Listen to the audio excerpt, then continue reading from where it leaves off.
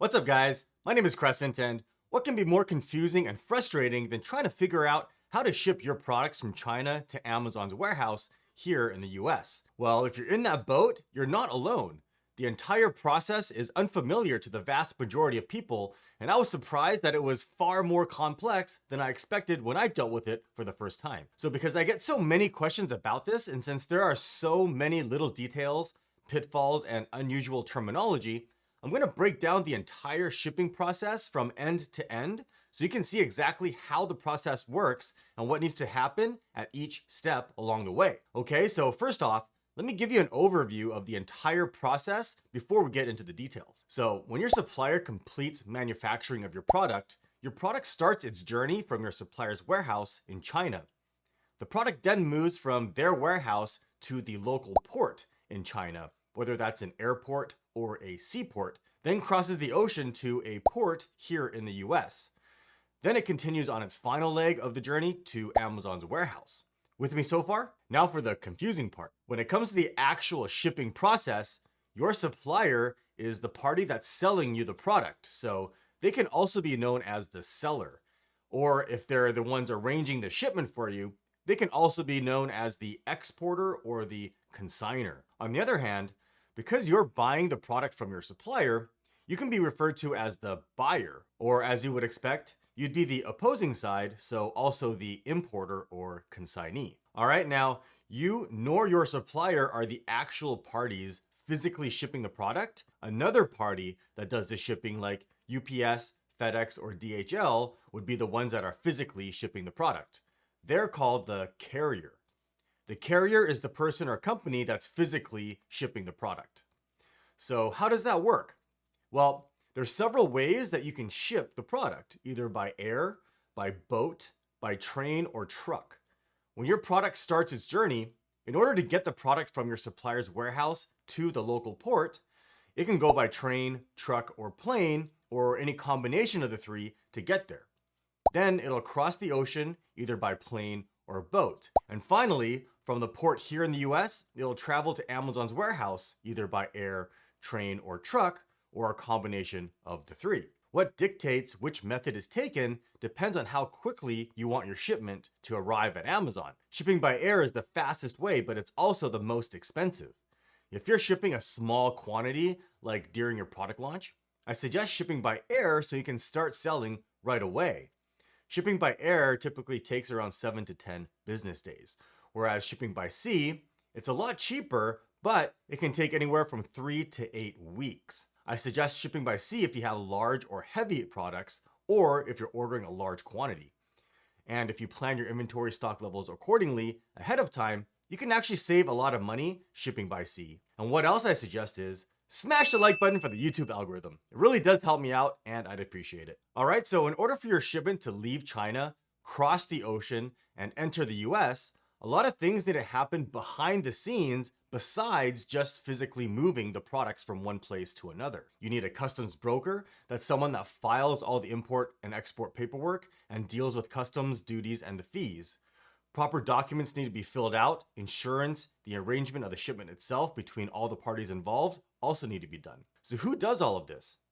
Well, you can do it, but I don't recommend that. As you can see, it's pretty complex, and if you don't do it right, it can cause massive delays, fines, and even have your shipment sent back, or all of the above. So here's where a freight forwarder comes into play. A freight forwarder is someone who is going to handle the entire shipment process for you from soup to nuts. They'll talk to everyone, take care of all the paperwork, take care of the insurance, and they'll usually have their own customs broker that will file all of the import-export documents and handle the duties and fees. All right, let's go over this one more time now that you're familiar with the process and terminology. Okay, so your supplier sells you the product. A carrier picks up the shipment from your supplier's warehouse in China and transports it to the local port in China. A customs broker will then file all of the necessary import and export paperwork. Your shipment then gets on a plane or a boat, goes across the ocean, and arrives at a port here in the US. Once it clears customs and the duties are paid, a carrier will come and pick it up from the port and transport it to Amazon's warehouse.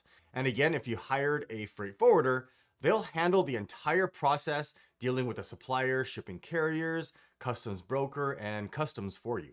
Make sense? Okay, so now let's go over some of the shipping terms like FOB, EXW, and DDP. These are called Incoterms and are used in the shipping industry to describe who's responsible for what during the shipping process. There's actually quite a lot more terms, but the most common ones you'll run into are FOB, EXW, and DDP. EXW stands for Ex Works. This is when your supplier is responsible for manufacturing your product and having them ready for pickup at their warehouse. You'd be responsible for arranging the pickup and the rest of the shipment, or like I said earlier, hire a freight forwarder to handle it. FOB stands for Free on Board or Freight on Board. This is where your supplier will be responsible for transporting your shipment from their warehouse to the local port in China. Then that's where you take over and you would be responsible for arranging the shipment from the port to Amazon's warehouse.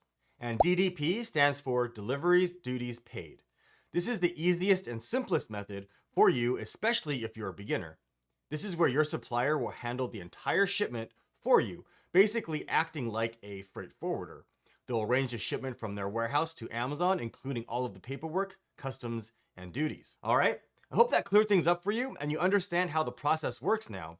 And one pro tip before we finish up though, when you're shipping your products to Amazon's warehouse, you need to create a shipping plan in Seller Central in order to find out which warehouses to ship your products to and download the shipping labels that need to go on each of your shipping cartons. I have a video that goes into detail on how to do this, which I'll leave a link to in the video description below.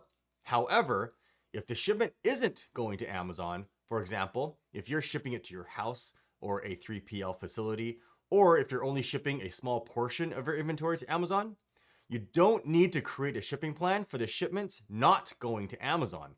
Amazon doesn't care about those shipments. They have nothing to do with them. They only care about the shipments that are going to show up at their warehouses so they can identify and process them properly. All right, so if you want to get in touch with me, you can find all of my contact details in the video description below.